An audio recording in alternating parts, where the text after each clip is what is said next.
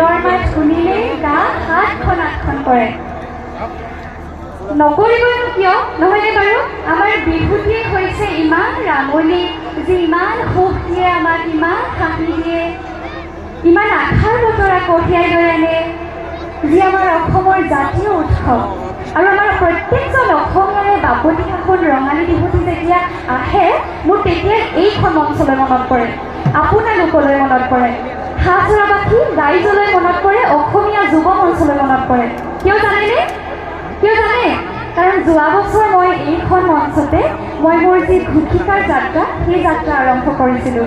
গতিকে এই মঞ্চখন মোৰ খুব প্ৰিয় আৰু আপোনালোকো মোৰ সমানেই আপোন।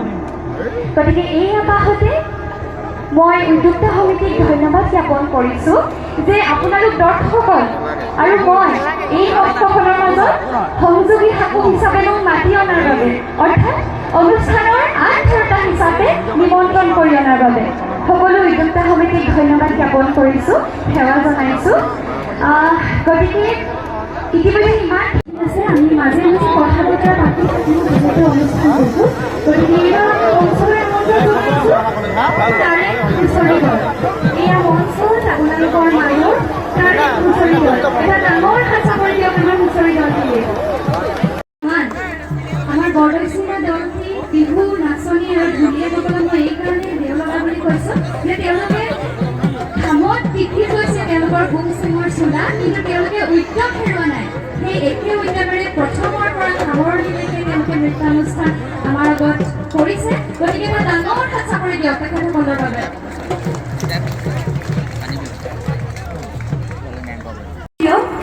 আৰু হুঁচৰি দলটিৰ উত্তৰকে কামনা কৰিছোঁ।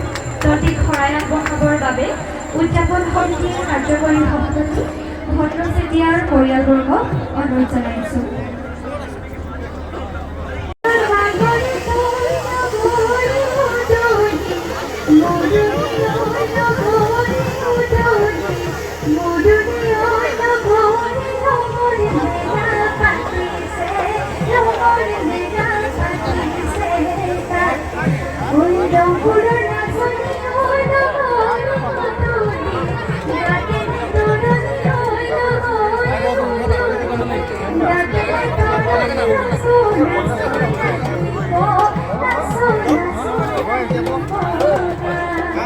আচলতে আমাৰ বিশিষ্ট অতিথি কৰি যোৱাৰ দৰে আহোম চৰকাৰৰ ৰুদ্ৰসিংহই ৰংঘৰৰ বাকৰিলৈ আনি আমাৰ বিহুটিক স্বীকৃতি প্ৰদান কৰিছিলে। আমি এইবিলাক কথা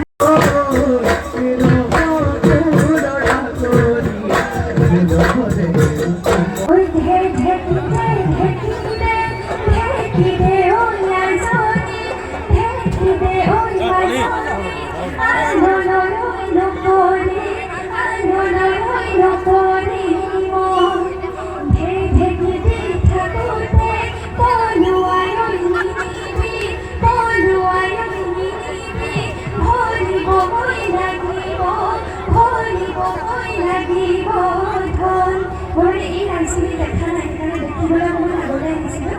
আৰু যেতিয়া হওক আমাৰ ঢেঁকীৰ প্ৰচলন লাগিব। মইতো কৈ দিব পাৰিম যে ইয়াৰ ভিতৰত থকা 80% মানুহে এইবাৰ মিক্সিত পিঠা খুন্দিছে, হয়নে বাৰু? বেয়া কথা হৈছে ন? একো নাই, আমি পুনৰ আমাৰ অনুষ্ঠানৰ মাজলৈ ঘূৰি যাবলৈ লৈছোঁ। এইবাৰ আমি মঞ্চলৈ আমন্ত্ৰণ জনাইছোঁ চেমনীয়া মইনাজান বিহু হুঁচৰি দল। এটা ডাঙৰকৈ হাত চাপৰি দিয়ক। বৰ জোৰ কমি আছে কিন্তু দেই, আমাৰ যুৱকতাও আহি পালেহি ইতিমধ্যে। এনাৰ্জি গোটাই থওক আৰু এখেতসকলৰ বাবে এটা ডাঙৰ হাত চাপৰি দিয়ক। ধন্যবাদ।